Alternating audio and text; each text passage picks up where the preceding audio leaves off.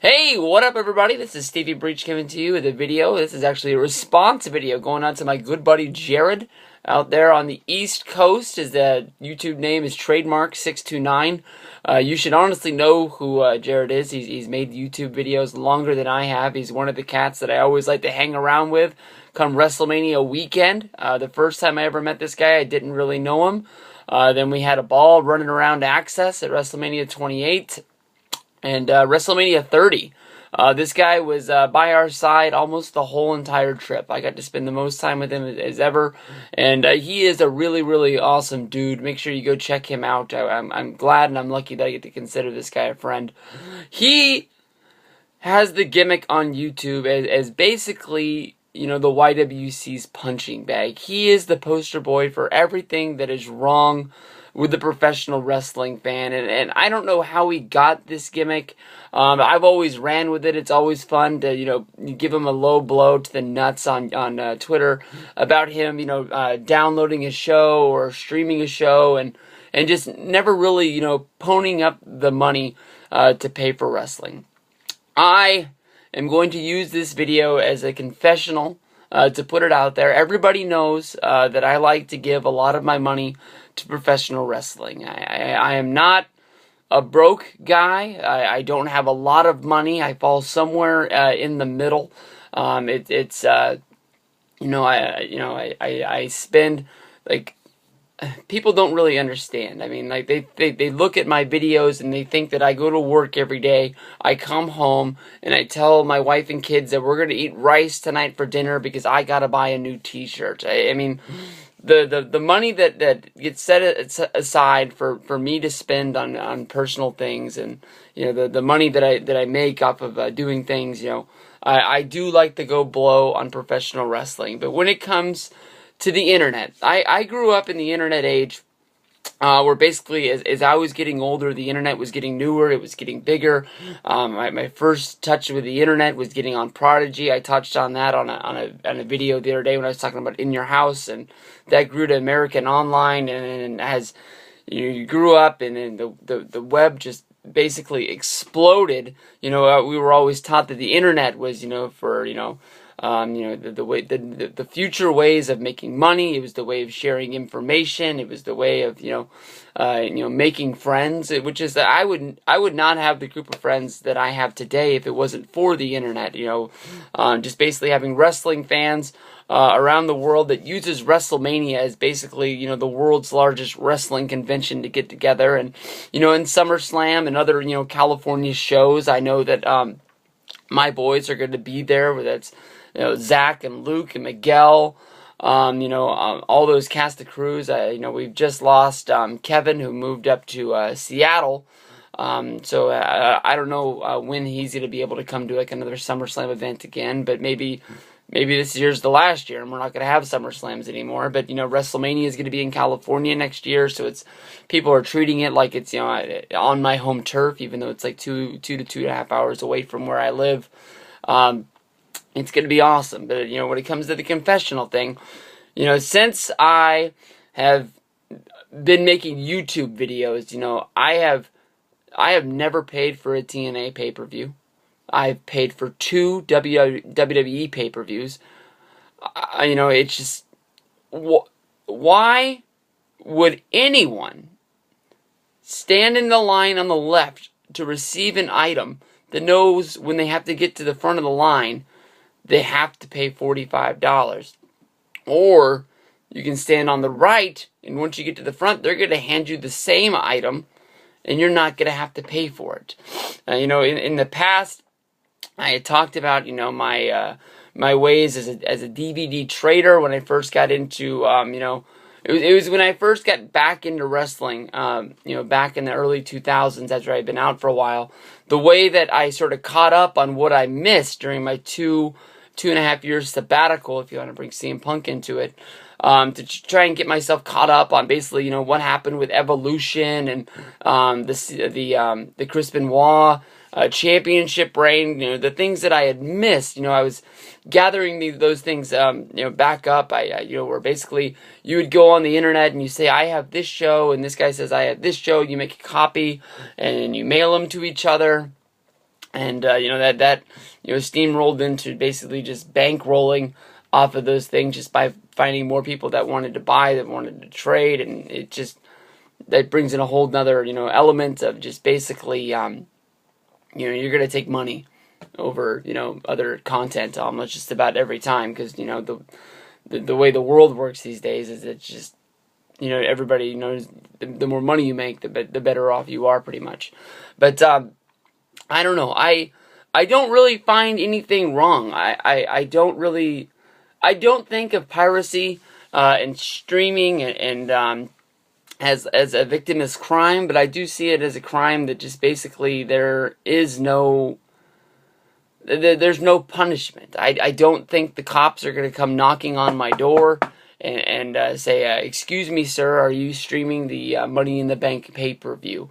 I mean, that's one of the most awesome things about the WWE Network, stepping up to the plate, putting all of the pay-per-views on there. They're basically, by doing this, they're basically saying, we know that, more than half of our fan base is streaming this show or not even ordering the show. Now, for $10 a month, we know that we're going to be able to generate $10. We're going to give you the show. And that way we're making something instead of nothing. And in the long run, I know that as of the big picture right now, everybody sees the stories about WWE flipping out. Their subscriber rate isn't where they want to be. But in order to get to the numbers, they wanted to get to 1 million in a year. They wanted to get to 2 million in 2 years. It takes time. It takes mountains. They've only rolled this out in the United States. I know that there's people around the world who have figured out how to get the WWE Network, and that's a small number. Once they roll into Europe, I'm sure that's going to be huge. We see the crowds, when they go to England and things like that. Everyone piles in and gets there. When they go to Australia, it's going to be big numbers as well. WWE is a worldwide a worldwide company, and the more people that can touch this item are going to want to buy it. It is just by far more awesome than anything in the world. I do know that what I'm doing, as I said, it does seem like it's a victimless crime, is hurting this. I've been trying to find a way to work this into a TNA video for a while. TNA is a company who cannot compete against the WWE. They've said this since day one. They don't have the money that Vince does. They don't have the backers that Vince does. They don't have the sponsors that that Vince does. Basically, in the end of the day, there's no... They can't throw out as much money. They can't have as good as lighting. They can't have as good editing. They can't have as good, basically you run down the list. The only thing that they can really have better than Vince is wrestling. You go back to TNA 2005, 2006, maybe 2007. TNA was kicking WWE's ass in wrestling. When it came down to it, when WWE had the brand split, I used to say that TNA had the best roster in wrestling, because it was better than Raw, it was better than SmackDown, but if you were to combine those, like they've done now, WWE blows them out of the water. Especially now with, everybody, fleeing TNA, from Kurt Angle, Angle's still there, from AJ Styles, Hulk Hogan, Christopher Daniels, Frankie Kazarian, Chris Sabin, Alex Shelley. There's more guys that you can name that have left TNA in the last year than on the TNA roster today. It's just crazy. But, I mean, basically, TNA knows that they get a good chunk of money from Spike TV. But when they pull up to have these big pay-per-views, which they've cut down to 4 a year because they wanted to make them more special, knowing that, you weren't going to buy 12, but if you spaced it out, there's a good chance you would buy those. That is a good chunk of income coming into that company that, they're not getting, because they're not getting the support when they go to the house shows. And I don't know. I can't remember the last time I saw a Shop TNA unboxing. I've been smart enough to say I'm going to hold off until October for the big November, the Black November sale, and that's when I catch my DVDs up. It's just, why pay $15 when, for the last few years they've been putting them on sale for $5.